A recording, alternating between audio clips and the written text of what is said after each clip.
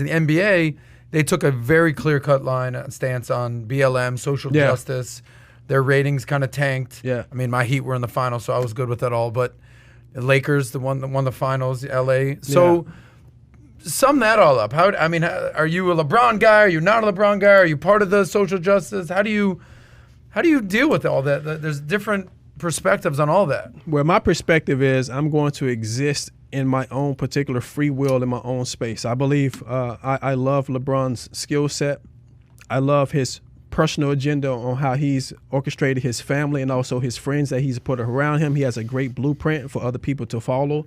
I'm just not aligned with his political beliefs and some of the things that he's done and how he has used his platform. I've actually reached out to him via Instagram because I would love to have a different conversation with him. When you're at that height in that particular level, you have certain people around you. And I was a Democrat by default, right? And it took for someone to kind of like enlighten me on policies. When did that happen to you? 4.5 years ago. Who was that sat down with you? A gentleman by the name of Cole Harris. He ran for lieutenant governor of California. That was my entry into politics. What was what did he say to you that you flipped? So we're in his backyard at a birthday party at his house, and he leaned over to me and said, I'm going to be running for lieutenant governor. The first thing I said, what is that? I didn't even know what lieutenant governor was. That's 4.5 years ago. Yeah, 4.5 years ago. Yeah. Pre-Trump. Yes. Okay. Well, right around the same time. So is it fair to say you were an Obama guy, at least until that point? Oh, absolutely. Okay. But from just by default, wasn't because I can remember any kind of great policies because they don't exist, right? And then we started, going. Like that line right there? Boom, boom. Then we started going down the rabbit hole of policy, and what I was able to identify as a free thinker is it was the policies that was beneficial and also detrimental. But then I was able to apply that to how I grew up. So my mother used to tell me that the government loved us, but what she really meant was Democrat loved us. The Democrats loved us simply because of the welfare check she was getting. Right. So as a kid, and your mother is telling you this, they're protecting us. So I feel that they're for us, but there is a ceiling, right? People, you don't understand that at that particular point.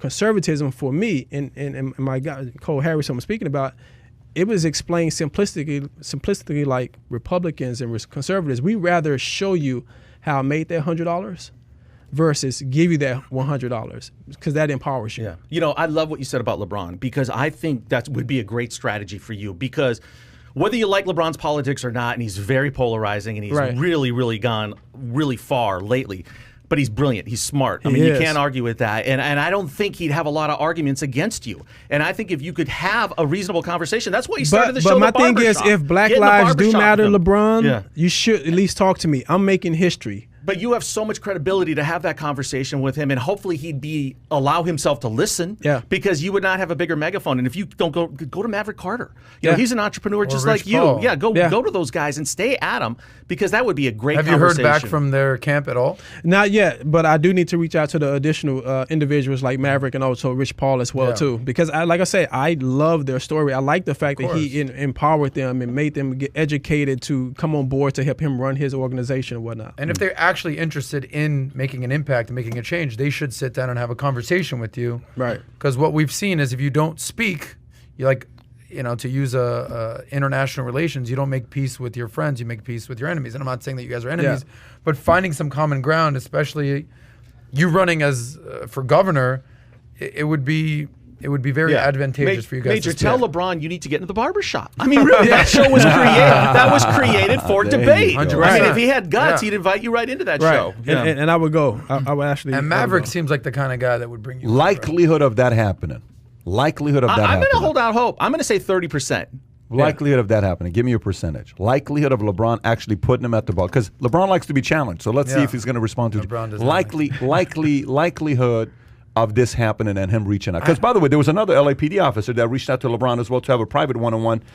Big guy. I don't know if you saw that or not. This was last week. Likelihood of LeBron. I'm an optimist. I really like Major's message. I think he could relate to LeBron. I'm going 51%. He should because we come from very similar backgrounds, right? Single parent household, grew up in poverty. You're both entrepreneurs. Both entrepreneurs. Both were willing to sacrifice ourselves and work hard and just really want to do well. He created a school. That was a great thing. I have my nonprofit, Major Kicks for Kids. We give away over 1,000 pair of shoes every single year, 2,000 haircuts, put on empowerment events for the next generation. Why do you think that someone like LeBron or someone as outspoken as any of these NBA leaders as an example has not come over to your way of thinking. As an example, you said, I mean, the facts Can support. you tell me the first time ever LeBron sat with an opposing argument? Like, when have you ever seen LeBron sit with an opposing argument? Yeah, when he sat with the guy about coming down to South Beach. I'm taking my talents to South Beach. That's not opposing though. Well, it got a lot of backlash. But what I'm trying to tell you, what I'm trying to tell you is, when is the last time he sat with someone Jim Nance.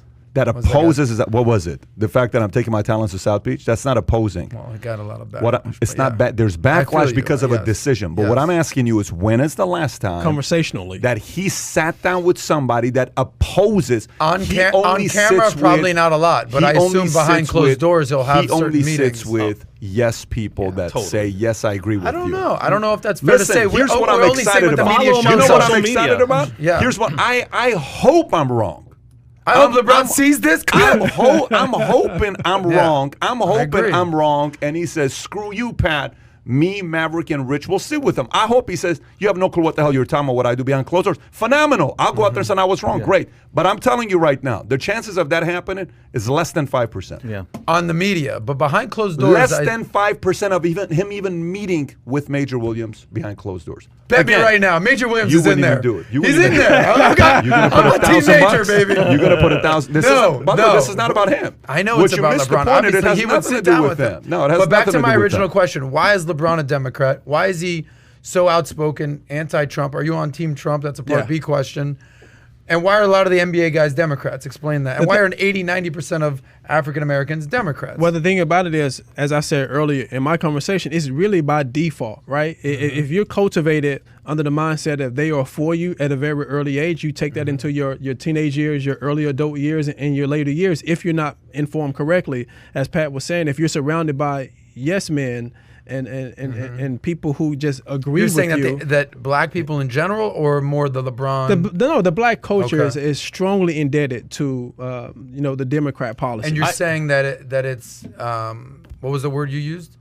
Indebted, or what was the other word you said? That it's by default? By default. So if you enjoyed this little short segment from the podcast that we did, here's another short segment to watch. Or if you want to see the entire podcast, click over here. Take care, everybody. Bye-bye.